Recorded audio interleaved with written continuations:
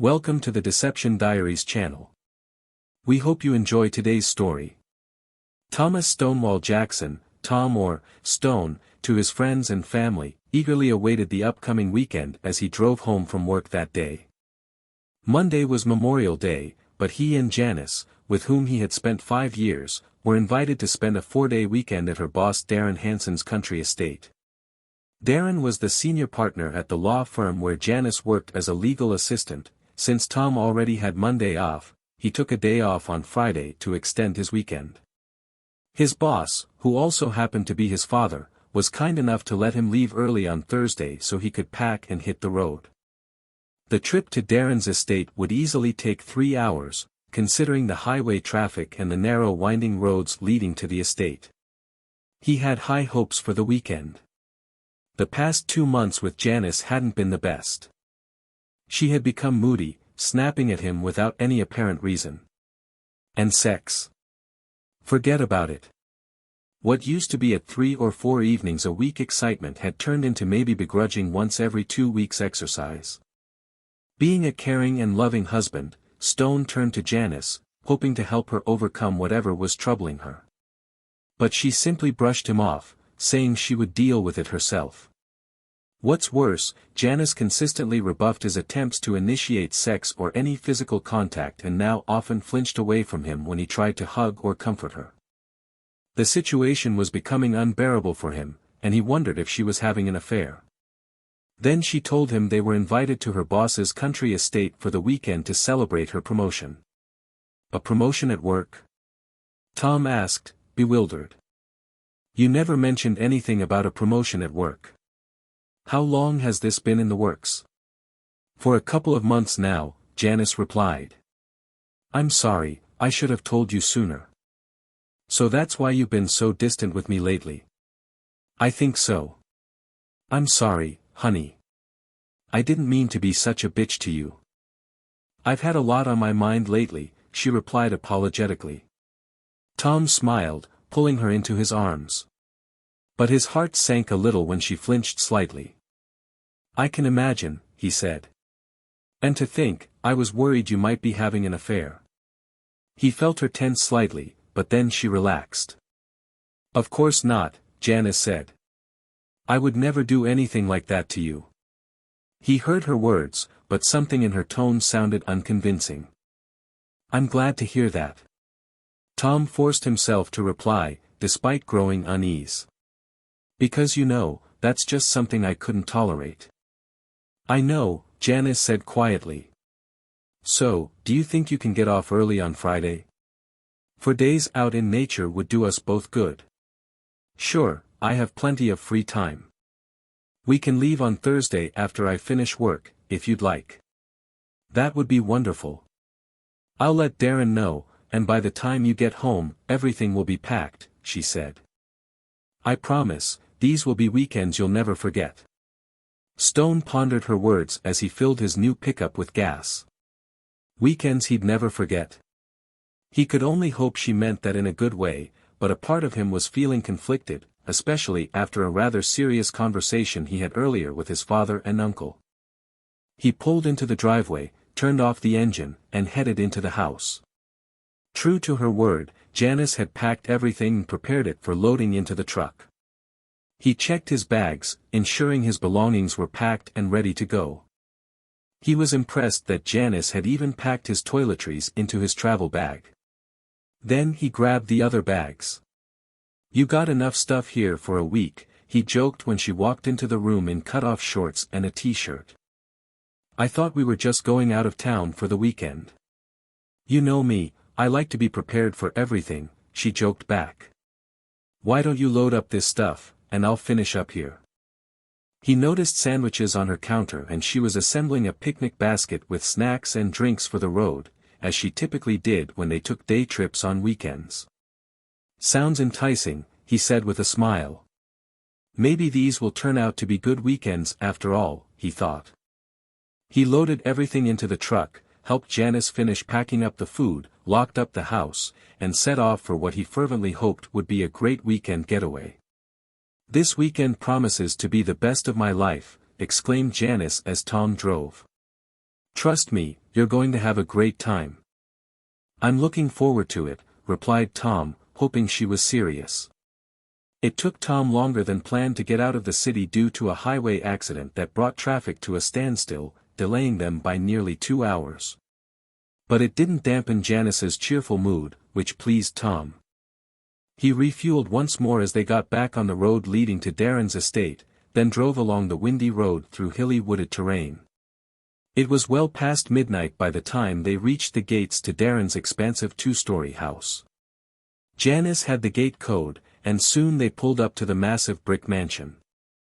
"Damn, that's a freaking huge house," exclaimed Tom.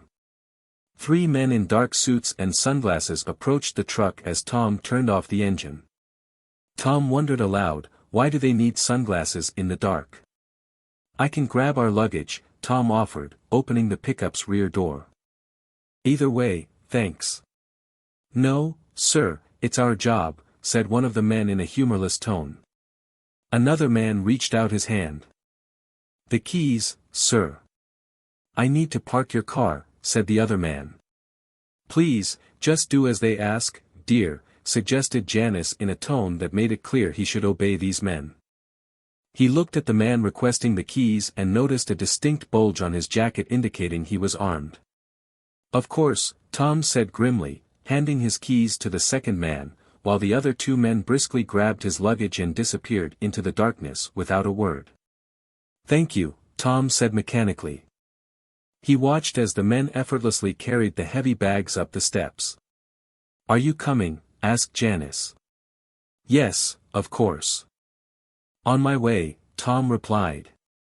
He followed Janice and the 2 men up the stairs, puzzled as to why they needed to be armed. Something about this just didn't seem right. "Ah, there you are. I hope you had a safe journey," boomed a tall man with dark curly hair as they entered. Tom recognized him as Darren Hansen. He had met Darren a few times at corporate holiday events. Before Tom's eyes, Janice and the men exchanged hugs. Then he turned to Tom. "Thomas, glad to see you again. I'm Darren Hansen," he introduced himself, extending his hand. "Welcome to my humble abode." "Thank you. Nice to see you again, Mr. Hansen," said Tom, shaking Darren's hand. "No need to be so formal, Tom. Can I call you Tom?" "I have a feeling we'll be seeing much more of each other," Darren said with a slight smile. "Especially now that your wife is advancing in the firm." "Of course," Tom replied. "Sorry we're late. There was an accident on the highway," explained Janice. "Yes, I heard about it," Darren said. "I'm glad you made it here safely." "Are the others here?" asked Janice. "Others?" Tom didn't know there would be others here. "Yes, they're all here. Unfortunately, they decided to turn in early. Wanted to get a good rest before tomorrow's celebration," Darren replied. The man who had taken Tom's keys returned through the front door and handed them back to Tom. "Thank you," Tom said, putting the keys in his pocket. By this time, the 2 men who had taken their luggage returned from the second floor. "Harold, escort the Jacksons to their room, if you would," Darren ordered.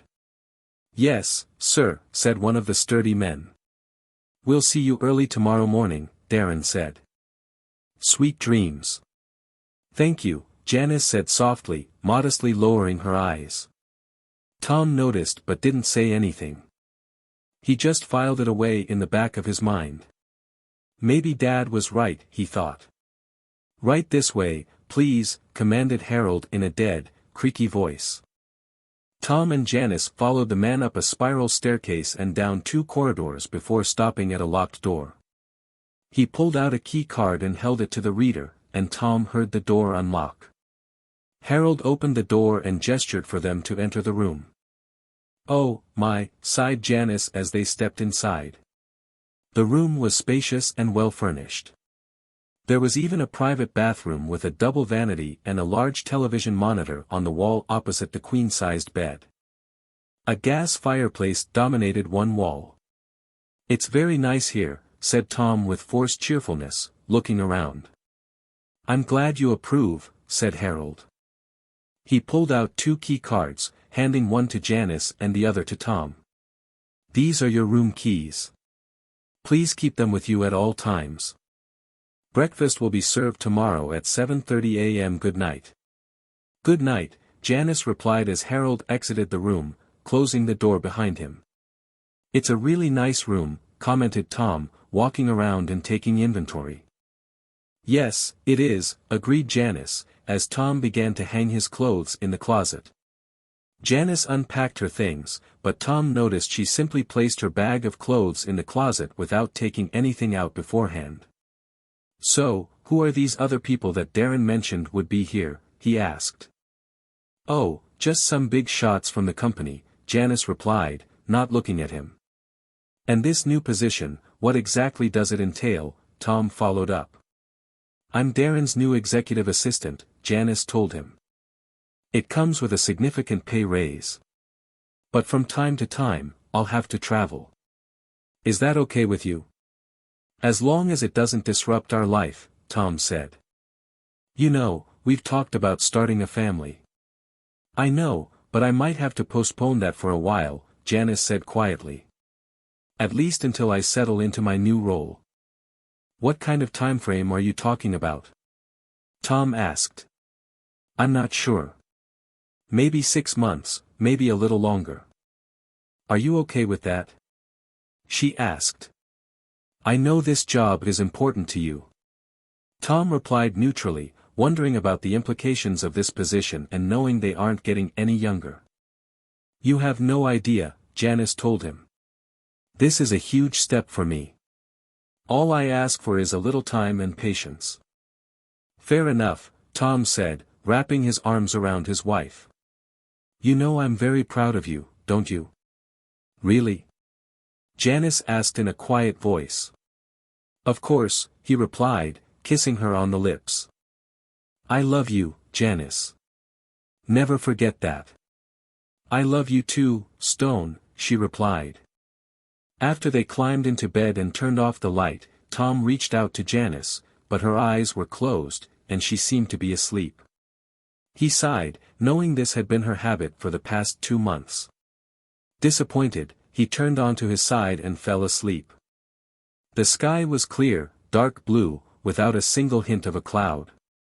The sun was high, and a gentle breeze blew from the south. Suddenly, the sky darkened and was covered with large menacing clouds. The light breeze turned into a sharp wind that grew stronger with each moment. A deep rumble was heard as the sky darkened and clouds gathered. In the distance, a brief flash of lightning was visible as storm clouds thickened and the wind intensified. Suddenly, a bolt of lightning struck the ground right at his feet. When he looked down, he saw a beating heart, pumping blood onto the ground. Tom had seen this dream many times, except for the beating heart. And every time he experienced it, someone he knew would die within the next 72 hours. The last time was 3 years ago. 2 days later, his older brother Andrew was killed by a drunk driver on the spot. A year before that, his mother had a stroke just 12 hours after his dream, and she passed away within 24 hours without regaining consciousness. Sitting up in bed, Tom was drenched in sweat. He glanced at the digital clock on the bedside table and saw that it was 4:15 a.m. Though it was very early, Tom knew he had to reach out to his father. Grabbing his phone from the bedside table, Tom noticed that he had no signal. He carefully got out of bed, trying not to wake Janice, put on his pants and a shirt, then slipped on his shoes. Grabbing his key card, he opened the door and saw one of Darren's armed guards at a small table in the hallway. The man in a dark suit and sunglasses looked up as Tom opened the door. Any issues, Mr. Jackson? Asked the big man. I need to use the phone, but there's no cell service here, said Tom. Who are you planning to call? I need to call my father. It's important, Tom told him. This way, sir, said the man, getting up. Tom followed him into a smaller room adjacent to the corridor. You can use this phone, he added, pointing to the phone on a small table next to a chair. Just dial 9 for an outside line. Thank you, said Tom, settling into the chair. He began dialing his father's number and noticed the man standing in the doorway. Could I have some privacy, please? Of course, said the guard, turning away from the door. Tom couldn't believe the patience of this person. And why was he armed? He finished dialing the number and waited. His father picked up after the third ring. Hello, who is this? Asked his father. Tom could tell the elderly man had just been awakened. Hi, Dad, it's me, Tom, sorry to call so early. I just wanted to make sure you're okay. I was in the middle of a very nice dream, remembering your mom, but I'm okay, Tom. Did you have another one of your dreams? Yes, Tom said quietly. He heard his father sigh on the other end of the line. The same kind you had before Andy's accident? His father asked. Exactly the same, said Tom. I see. Thanks for letting me know, son. I'm fine, but I'll keep my ear to the ground. Why don't you try to get some more sleep? Okay. I will, Dad. I just wanted you to know, Tom told him. I appreciate that, son. But I'm okay. I promise you'll have me around for a while longer, his father assured him. Remember what I said, and watch your back. They ended the call, and Tom returned to his room. Everything okay? Asked the guard. Yes, everything's fine, thank you, Tom said before opening the door to his room. He undressed and climbed back into bed, and Jen sighed, turning to face him. Where did you go? Is everything okay? She asked sleepily. Yes, everything is just fine. I had to call Dad, Tom said. Oh, she groaned before rolling over again. From her breathing, Tom could tell she had fallen asleep once more. He closed his eyes, but sleep eluded him for another hour as he continued to ponder the troubling dream. Tom got out of bed at 6 a.m. and headed to the bathroom to attend to his morning duties. Afterward, he quickly showered, then changed into clean jeans and a polo shirt. Jen followed him into the bathroom, first opening the blinds. Approaching the nightstand, Tom picked up his watch, wallet, and glanced out the window. He noticed wrought iron bars attached to the outside of the window and wondered why they were there. There was no balcony, and the concrete pad of the driveway approach should have been at least 8 meters high. Looking outside, Tom saw a helicopter landing on a pad at least 50 meters from the house. He hadn't noticed it before, but it had been dark when they arrived last night. He also noticed guards carrying what looked like rifles over their shoulders. Tom couldn't help but wonder, was Darren expecting trouble? Are you ready for breakfast, dear? Asked Jen as she emerged from the bathroom. Ready as ever, said Tom, checking his wristwatch. What happened last night? She asked. Another dream, said Tom. You mean like before your brother was killed? Yes, exactly the same. I called Dad to make sure he was okay. How is he? She asked. Great. I caught him in the middle of a dream. I bet, chuckled Jen, which seemed vaguely unsettling to him as she finished getting dressed. Oh well, let's go downstairs and have breakfast. I'm starving. Don't forget your cane, she reminded Tom. The cane had been a gift from his father, given to Tom after he was discharged from the hospital many years ago. During his service in Iraq, the Humvee in which he was riding was hit by an enemy RPG. 2 other Marines in the vehicle were killed instantly, while Tom and another Marine managed to escape. Despite severe injuries, the 2 Marines were able to take cover and defend themselves until help arrived. Tom spent months in an operating and rehabilitation center and eventually was medically discharged. Fortunately, doctors saved Tom's leg, but he had to have his left thigh replaced. The rehabilitation center helped Tom learn to walk again, greatly aided by a cane. Although he could now move normally, he still experienced pain after prolonged walking, so he continued to use his father's gift. They approached Darren's table and found 3 more men and a woman waiting for them. Tom had briefly met these men before and knew they were Darren's law firm leaders, although he couldn't recall their names. He had never seen or met this woman before.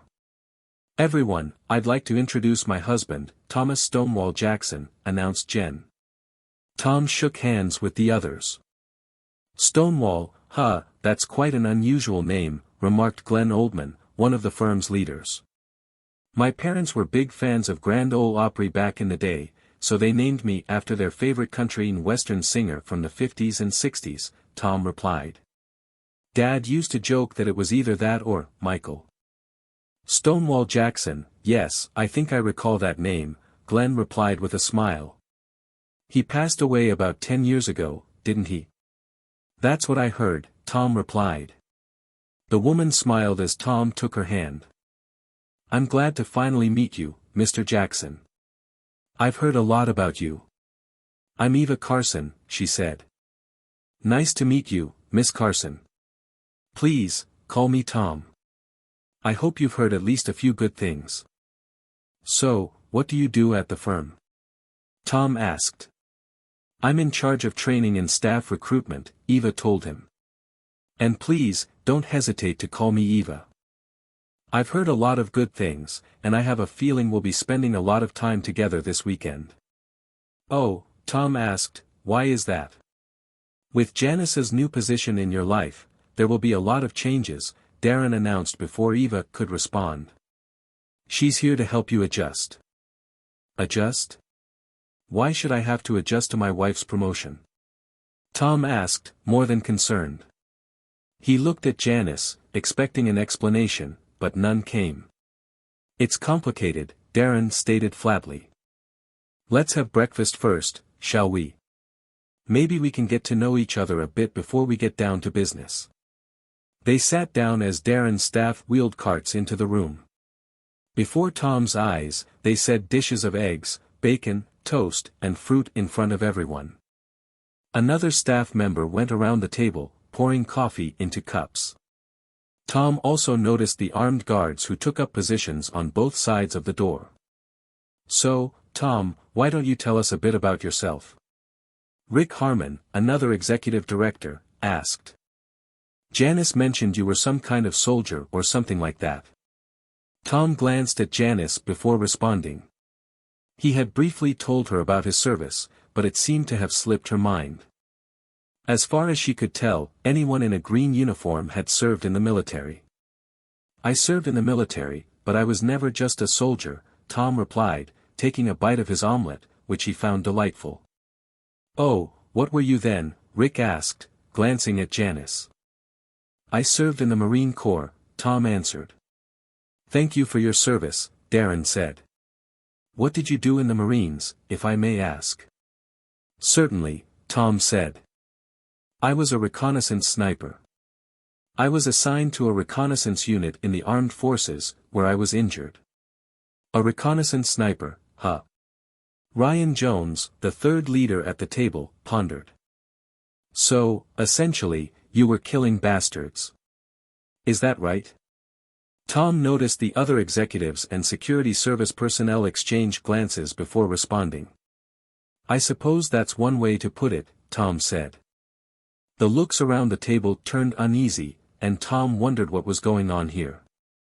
32 enemy soldiers didn't fulfill their missions, he added casually, but with a tone resembling a warning from a venomous snake.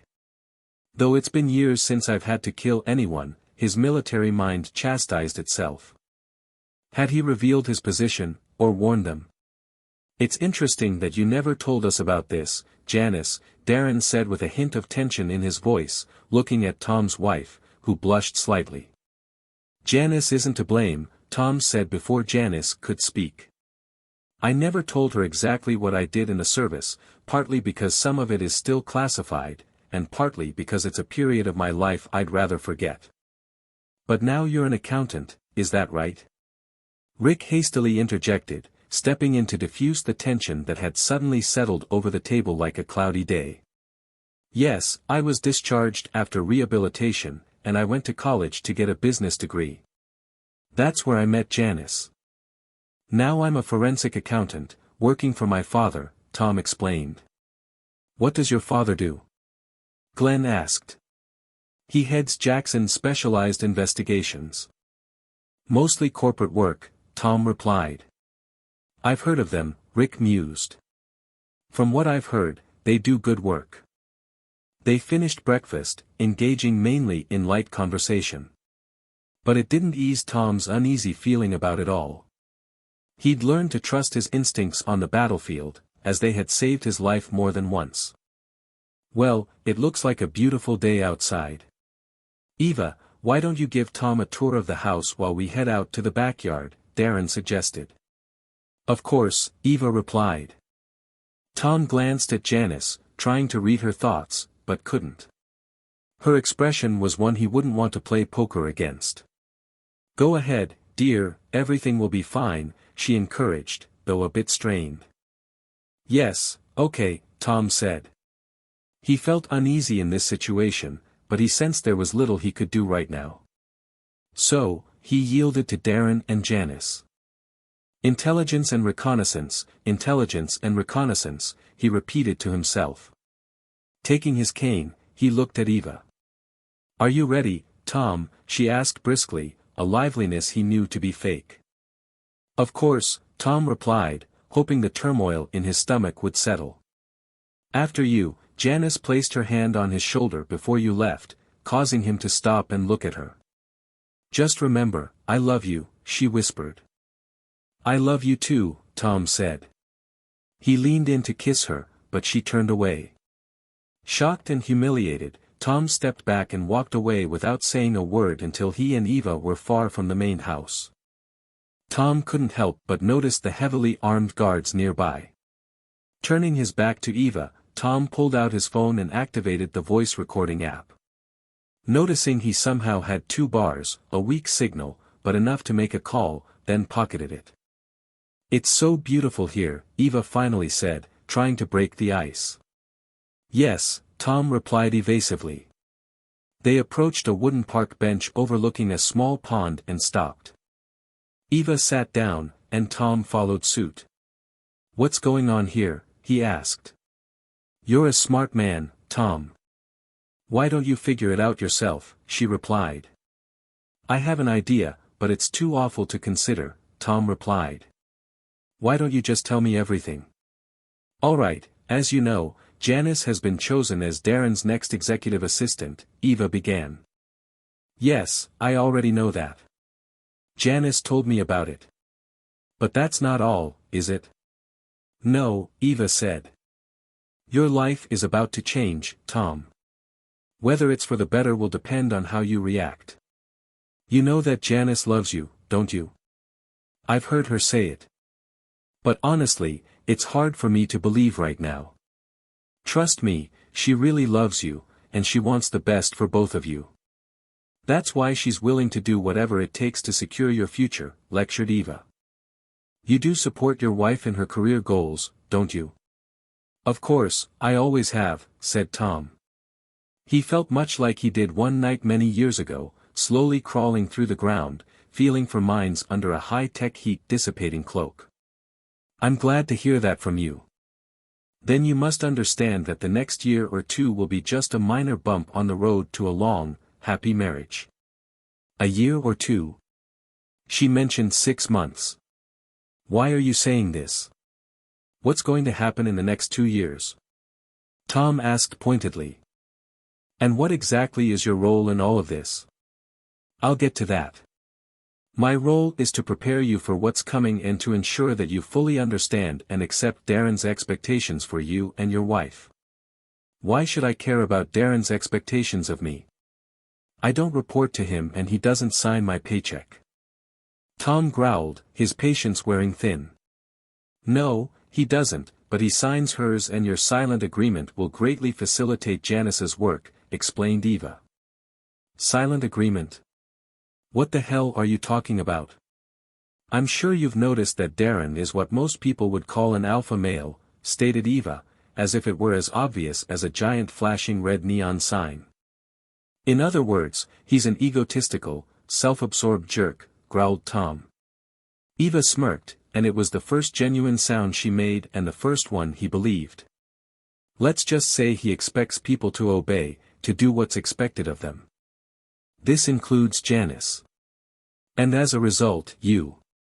In other words, he wants to sleep with my wife and expects me to just accept it. Isn't that what you're trying to tell me? His temperature rises, but he keeps it tightly under control. I wouldn't use that terminology, but essentially, yes. In fact, they've already been intimate several times, said Eva, noting the pained expression on Tom's face. And how do you know this? Tom asked. I was there. I recorded it, said Eva in an even tone, as if recording the sex of two people was the most natural thing one can do. Are you kidding me? Not at all, Tom. Here, take a look. Perhaps you'll find it interesting, said Eva, handing her phone to Tom. He watched a short video clip in which Janice and Darren were having sex like animals. This is interesting. Do you mind if I keep a copy? Tom asked. It could come in handy for him in case of a divorce, he thought to himself. Not at all. I saved this clip specifically for you. Using the phone's Bluetooth function, Tom saved a copy onto his own phone. Tell me something, Tom. How has your personal life been lately? Not that it's any of your damn business, but for the past couple of months, it's been practically non-existent. Why do you ask? Actually, it is my business. And the reason is simple. Darren instructed Janice to keep you at arm's length most of the time. He's very protective of his possessions. What? And she just went along with it. Tom growled through clenched teeth, his anger escalating. Of course. Now he owns her. She obeys him just like all his previous assistants did. And he'll expect you to report to him as well. Tom bristled at the word, owns. He can, expect, in one hand and, crap, in the other. Let's see which one fills up first.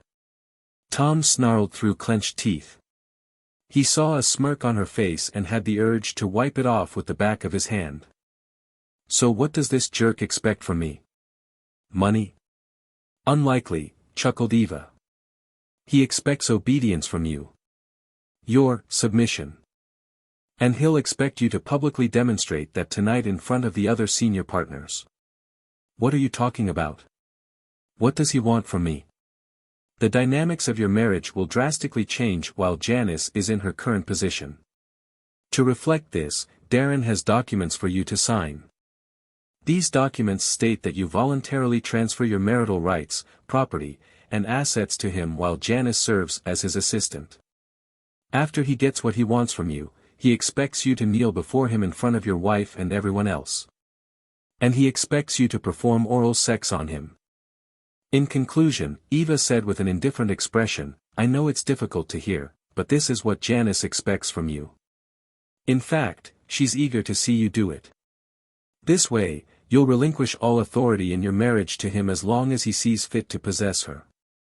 Let me make sure I understood correctly what you just said. Your despicable boss wants me to sign everything over to him, allow him to have his way with me, and then perform oral sex on him. In front of Janice and the other executives? Are you kidding me? Tom growled, his eyes gleaming with anger.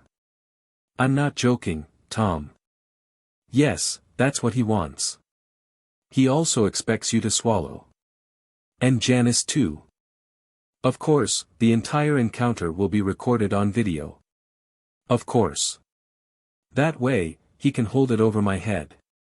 Sounds like extortion or blackmail to me. In your words, it sounds distasteful. But it would be used to keep you in check, Eve said nonchalantly. After you submit to him, he'll take Janice to bed. Tomorrow morning, they'll head to New York for the weekend. And where will I be while they're screwing around in New York? Tom asked. You'll stay here, locked in your room. You'll be fed and looked after. When they return, you'll drive Janice back to your residence. You'll follow her instructions exactly without asking questions, Eve replied. So if I understand correctly, I'm supposed to be literally screwed over, forced to perform oral sex on that jerk, and then held here as a hostage against my will. And what do I get out of this? If you agree to Darren's program, you'll remain relatively unscathed, aside from a bit of humiliation. And when he's done with Janice, you'll receive good compensation. So, you idiots conspired with my soon-to-be ex-wife to destroy my marriage, take away the business of my entire life, and literally rape me. Is that right? I wouldn't phrase it quite like that, but I suppose from your perspective, yes. We've been working on this together, said Eva in a neutral tone. Did he do this with his other assistants? Asked Tom. Yes, said Eva. And they agreed to this crap.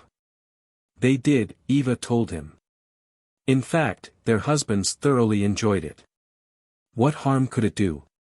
Janice would be pleased to see you bring pleasure to her master. I'm sure she would do just that. They both can kiss my ass and bugger off, hissed Tom.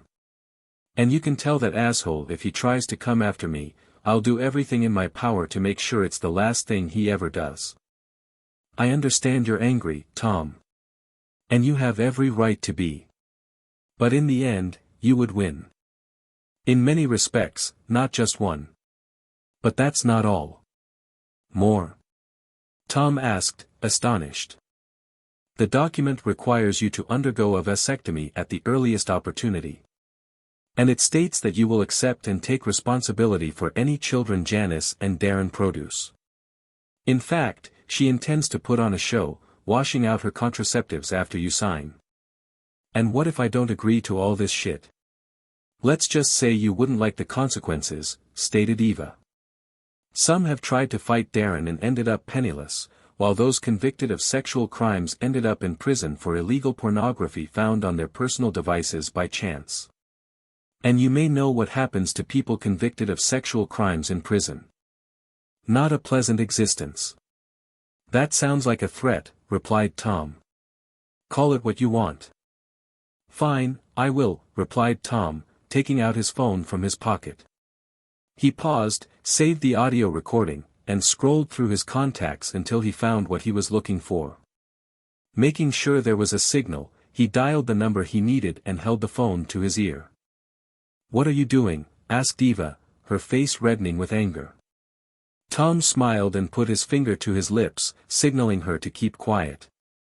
Sheriff Jackson, said the man who answered Tom's call. Uncle Bob, how are you doing? Tom asked. Stonewall, what's going on? Dad was right, I need an extraction, quickly. Do you have the address? I understand, son. I also have the coordinates from your phone. What's your plan?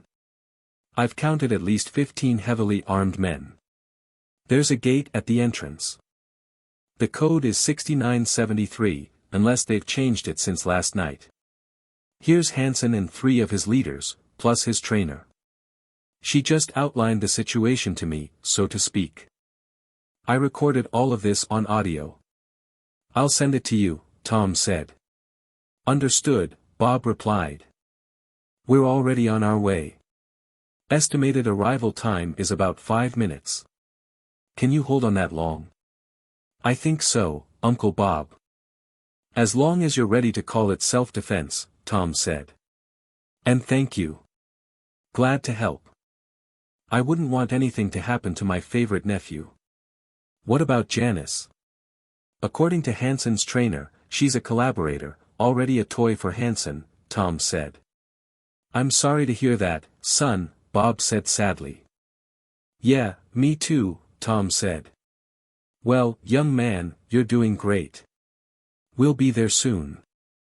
With these words, Tom ended the call and then sent the audio file to his uncle. What did you just do? Asked a frightened Eva after Tom hung up. Who did you just call? I called in the cavalry, Tom replied with a smile. I need to get back inside and warn the others, muttered Eva, starting to get up, clearly disoriented by the turn of events. Tom shook his head and gently guided her back onto the bench. She stared at his sniper-like expression with horror and admiration. I don't think so. We'll sit here and enjoy the sunshine for a few minutes. It might be the last sunlight you see for a while, said Tom, allowing himself a satisfied smile. I think this time, Darren, you may have bitten off more than you can chew, said Ryan after Janice and 4 men took their places by the large pool behind Darren's house. Why? Because Janice's cuckold is a former Marine. Big deal, Darren smirked. In any way, what is he going to do? He's alone, unarmed and surrounded by a small platoon of armed guards. If he rejects Eva's offer, then we go to Plan B. Just be careful, Rick cautioned. Don't worry, Darren said. I have everything under control. We'll get him drunk tonight and when the time comes, he'll gladly do whatever I want. I can't wait to see that, Janice chuckled. Are you going to make him swallow like you did with the others? Of course, Darren said. By the time this weekend is over, your little weakling will be begging me, he added, making Janice giggle like a schoolgirl. Just don't push him too hard, Ryan said. He's not like the others. They were weak. This one isn't. They're all the same, Ryan, Darren chuckled. No, that's not true. This guy is a Marine, trained to kill. You should be prepared for anything. Relax, Ryan. I'll handle it, Darren grumbled. But I'm curious about something. Why didn't you know about your husband's service? He asked Janice. Well, it's just like Tom said. He never told me any details, Janice replied. All he could say was that he served in the army. It doesn't matter, Darren snorted. He's going down, tonight, and your career will skyrocket. What if he files for divorce? Janice asked. Then I'll destroy him just like I destroyed the others. He'll go to jail for illegal pornography, or worse. Don't worry, darling. I'll take care of him. What's that sound? Glenn asked, looking around. Everyone fell silent and listened. The distinct sounds of helicopters could be heard around them. Suddenly, one of Darren's guards ran up to the pool. We have a problem, Mr. Hanson, he said irritably.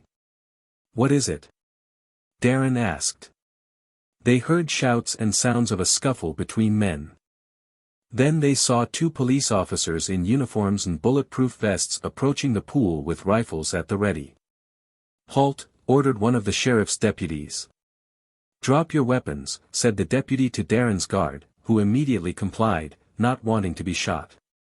Other sheriff's deputies entered, handcuffing Janice, Darren, and the other 3 men. What's going on? Demanded Darren. All have your badges for this. Quiet. You're all under arrest, declared the sheriff's deputy, before reading out a detailed list of charges.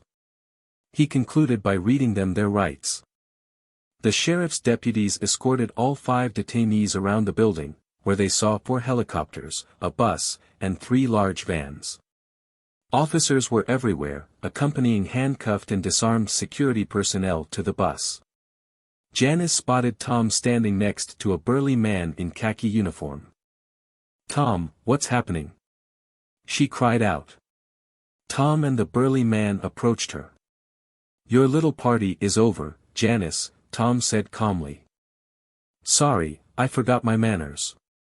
Janice, this is Sheriff Robert Jackson. You remember my Uncle Bob, right? Uncle Bob, Janice gasped weakly. I didn't know you were the sheriff. I guess that slipped your mind, Bob said with a smirk. Tom, please. This is all a huge misunderstanding. You had to believe me, Janice exclaimed desperately. No, Janice. I don't have to believe you. In fact, I don't think I've ever been more shocked and disappointed in my life. I'll visit my lawyer as soon as possible to start divorce proceedings. From this moment on, you're dead to me, Tom said. You understand? Dead. With these words, Tom grabbed her left hand, removed the rings, and pocketed them. You son of a bitch, Darren growled, futilely trying to break free from the grip of the 2 sheriff's deputies holding him. I'll be out of jail in no time, and then I'll fucking kill you. You hear me, you fucking piece of shit? Sounds like a threat to me. What do you think, Uncle Bob? Tom asked with a smirk that surpassed all of Darren's previous malice. Of course, I thought so too, Bob said. We'll just add this to all the other charges against him, and it'll help ensure he's never released on bail. Don't worry, Mr. Hanson. My boys will take good care of you, he smirked. And your friends. Take these people, and get out of here, he ordered the sheriff's deputies, who immediately complied. Tom and Bob watched as the criminals were loaded onto the bus. To Tom, the past few years of his life seemed like a lie. He had loved Janice since the day they met. Bob patted him on the shoulder.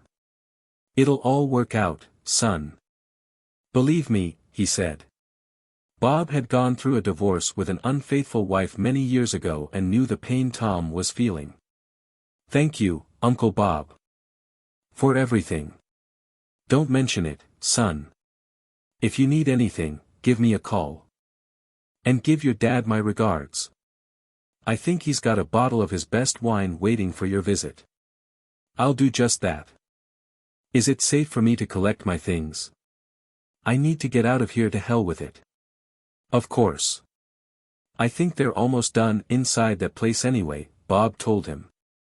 After they said goodbye, Tom gathered his belongings and headed home. A week later, meeting with his father, Tom met with the family lawyer and filed divorce papers according to the prenuptial agreement they signed before the wedding. He waited for them to be processed before visiting Janice in county jail. This will be the first and only time I visit you, Janice, he said when she took her place. By law, I had to make sure you have the documents. I've got them, Janice said quietly. I've already signed and sent them back. Good. As you might have noticed, I followed the prenuptial agreement.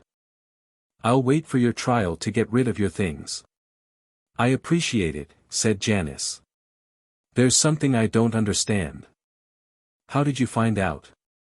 You'll hear all the gory details in court, so I'll give you the Reader's Digest version. I suspected something was up a couple of months before that weekend, but I didn't have any proof. About 4 months before that memorable day, Darren's ex-husband of one of his so-called assistants came to Dad with a rather wild story. He also brought some spreadsheets and documents that, according to him, his ex-wife obtained from Darren's system. Dad made me go through the spreadsheets to see what I could find. Naturally, I couldn't tell you anything about privileges, conflicts of interest, and the like. It took some time, but we finally found what we were looking for. Evidence of all sorts of shady financial dealings with some rather dubious characters. Your lover did a great job hiding them, but not well enough. A couple of weeks before that weekend, Dad handed over everything he had to the feds, who were more than interested in Hanson's affairs. In fact, they were planning a raid on your offices sometime in June. Dad told me to be very careful that weekend. He relayed what his informant had told him, though he found it very hard to believe. We talked to my Uncle Bob, who, as you know, is the sheriff of the county where Darren's property is located. I was hoping nothing would happen, but it didn't turn out that way.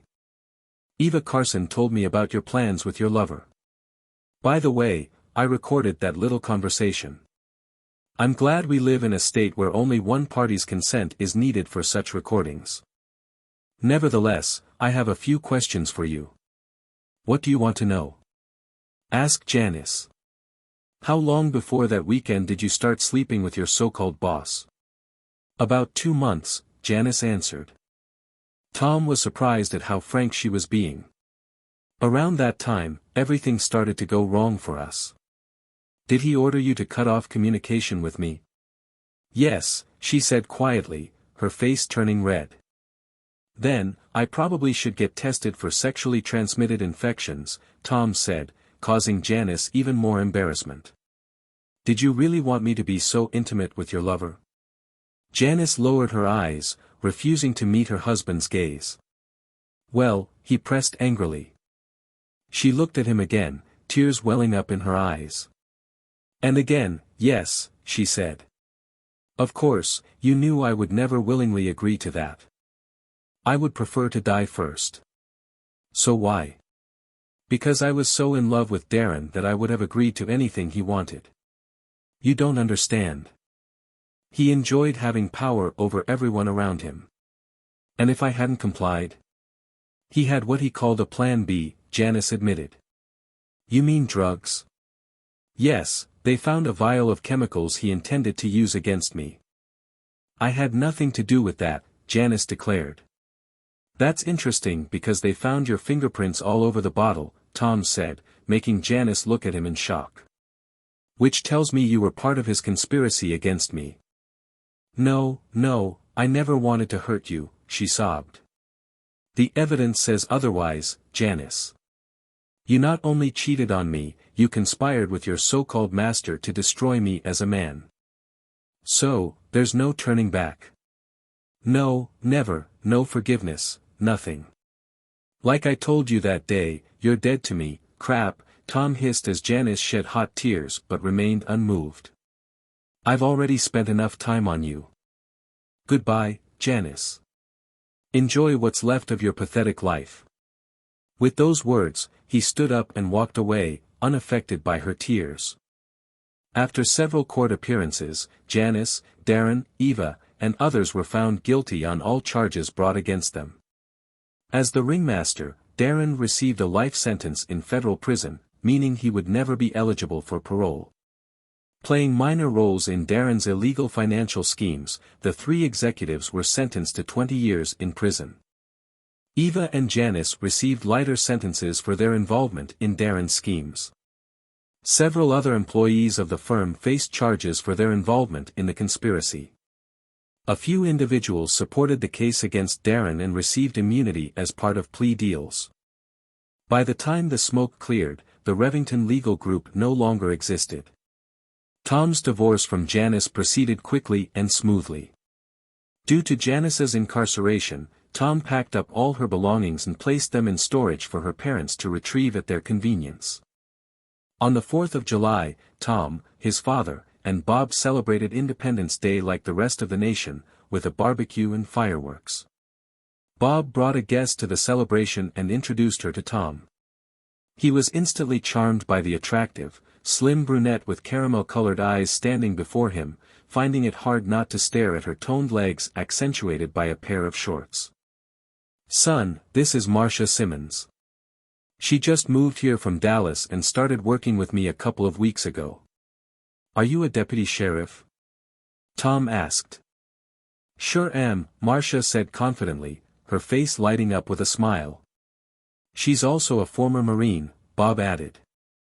Just like your dad here. Marcia, my nephew also served in the Corps. Force Recon Sniper. Semper Fi, Marcia said. Ora, Tom replied. I think we'll get along just fine, he said, beaming a wide smile. I think so too, Marcia agreed. Will you offer the lady a beer? Sure, Tom replied. I wouldn't mind a cold one myself. He took out 2 beers from his father's fridge and handed one to her. Your uncle told me about your last operation. Sounds like a well-executed one, Marcia said as they sat down. I'm sorry for what you had to go through with your ex. Yeah, well, I guess these things happen, Tom remarked quietly. The divorce will be final soon. What about you? I noticed a mark on your ring finger. Were you married too? Yes, I was, Marcia said. Clearly, my husband wasn't like that, if you catch my drift. One evening, I came home early and caught him in bed with his secretary. In our bed, no less. That's tough to hear. In my opinion, he was an idiot, Tom said, eyeing her figure. I agree, Marcia said. I'm just glad we didn't have kids. Do you have any children? Fortunately, no. We talked about starting a family, and then everything went to hell. Tom and Marcia spent most of the evening talking and were thrilled when Bob and Tom's father set off fireworks. By the end of the evening, Tom felt much better. At least he believed he had met a kindred spirit in Marcia. "Are you ready to head back, Marcia?" Bob asked after they finished the fireworks. "I think now is a good time," she remarked, turning to Tom. "I had a wonderful time, Tom. It was really nice to meet you." "I had a wonderful time too, Marcia. And I'm really glad to have met you. Actually, I'd like to see you again if you don't mind." "That would be more than fine, Tom," she said with a wide smile. "Here's my number," she added, handing him a card with her cell number. "Your uncle keeps me busy, but I'm usually free Saturday evenings. Give me a call." "Will do," Tom said, returning her smile. He took her card, noting his uncle's wink and smile. "I'll call you this Thursday. Then we'll talk," Marcia said before kissing him on the cheek. They said their goodbyes and left. "Pretty young lady," Tom's father said after they left. "Yes, very sweet," Tom said with a broad smile. "I hope you intend to keep your promise to her," said the elderly man. "Absolutely," Tom replied. "Good lad," his father said, patting Tom on the back. "Come on, help me clean up, and let's see if we can finish off the rest of this beer." "Are you going to give me tomorrow off to sleep in?" Tom asked. "Damn no," his father replied with a laugh. Chuckling in response, Tom joined his father, thinking about the lovely brunette with the sexiest legs he had seen in a while. Thank you for being with us and listening until the end. If you found it interesting, please subscribe, give us a like, and leave your comments. And we'll see you on the Deception Diaries channel.